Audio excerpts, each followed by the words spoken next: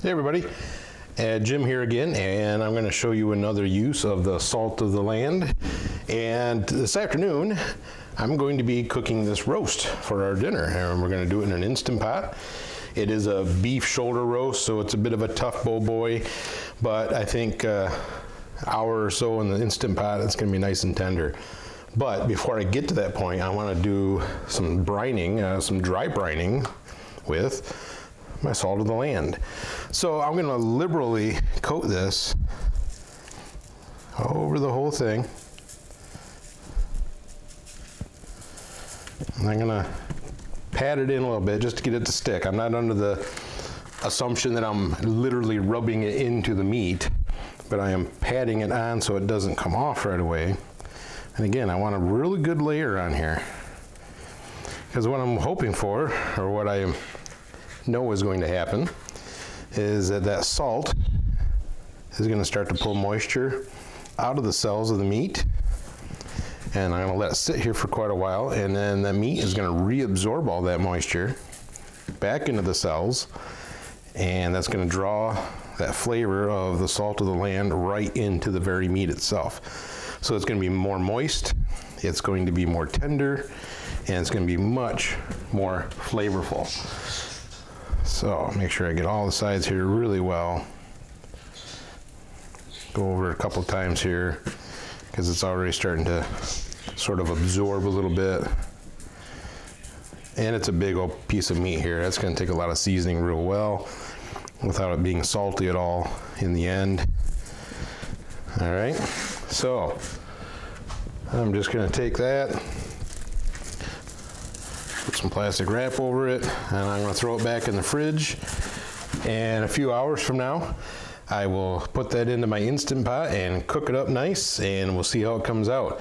But I want to make sure I do this at least a few hours before, because it is a big piece of meat. If this was a smaller piece, if it was a normal steak, chicken breast, something like that, half an hour would be fine, but we're going to go a couple hours at least on this. I can do it overnight.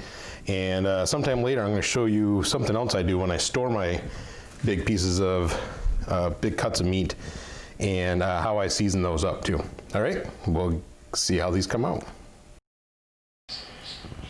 All right, well, here we are a couple hours later, and I'm going to be starting my shoulder roast. So let's get it out and see how it looks here. Get our plastic wrap off. All right, so you can really start to smell the spices enacting with the moisture from the meat. You can see that it looks like you're seeing all the remnants on the fat cap there, just like you should. Doesn't absorb into the fat like it does into the muscle cells. So I'm going to take that and I'm going to put it right into my Instant Pot, my pressure cooker multi-pot, I should say. Not an Instant Pot. I'm going to add a cup of water in the bottom. I've got the trivet in the bottom there, so the meat is up off the bottom. We'll put in a few aromatics. We're doing keto right now, so I'm not putting in any carrots or anything like that. I just want a little bit of flavor from the celery here. I'm going to put a big old onion in here. Kind of got a leftover onion from a while ago here, so it's gonna be a lot of trim on this one. Get all the soft off.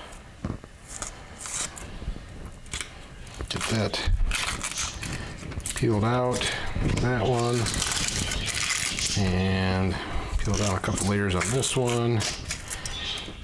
I don't like them if they got any yellow there. I mean, if I were a little bit low on some onion, maybe I'd use that for flavor, but I certainly wouldn't serve it up on anything. So I'm just going to do, I think I'll just do some longitudinals. So I will end up cutting that root off. Use my Chinese vegetable cleaver. Make short work of that. Sprinkle those in on top. Same thing on this one.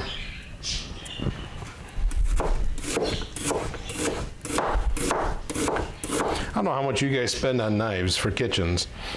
I have a nice knife set. I bought this an Asian food market, actually out in Colorado, and I know it wasn't over $10, and it's one of the best knives I have in my whole kitchen. Sharp, agile, that big surface on there lets you cut straight real easily. All right, so I've got everything in the pot, looking good there. And I'm gonna take, now, just because I use salt of the land seasoning, best seasoning in the world, doesn't mean I don't use other things, okay? So this is just a typical old envelope of onion soup mix. This is actually my wife's recipe as far as the onion soup mix. She makes the best pot roast in the world, and everybody in the family knows it. I'm cooking this one today because it is a shoulder roast. It's not gonna get tender like she would like in a crock pot. She doesn't use the multi-pot very much, so I'm gonna use it. And I'm going to hope that we get this baby tenderized. Got my lid on. I'm on no vent, I'm locked up. I'm going to meat, and you're supposed to go 20 minutes a pound. I've got 2.5 pounds, but I have found that on my non-Instant Pot multi-cooker, I usually have to add a bit. A lot of things don't get done. I'm gonna go a whole hour. So instead of 50 minutes, I'm gonna go a whole hour, high pressure, and let's see how it goes. And we'll get back to you guys later. All right, guys, it's been an hour in the multi-cooker, and I've released the pressure already because when I do that, my dog goes nuts, and I'm sure you guys didn't want to sit and listen to my dog go nuts.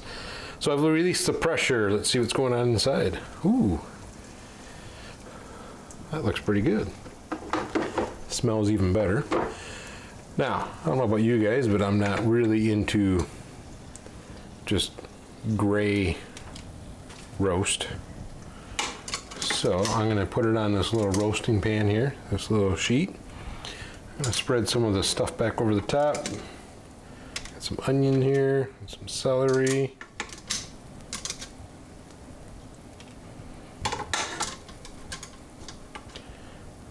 Try that.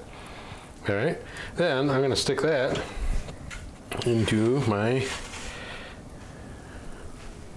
toaster oven, AKA roasting oven, everything else. And we're gonna get some browning on here. We're gonna try to get some browning. So let's do that for a few minutes and we'll come back. All right, well, we went for about 20 minutes in the toaster oven and nicely browned up. Lots of good brown on there, brown's flavor. And so I just want to see what the inside looks like here a little bit. Certainly could have gone in the pressure cooker longer, but we didn't have a whole lot of time for that. So there we are. Cooked all the way through. Looking pretty good. And that's it.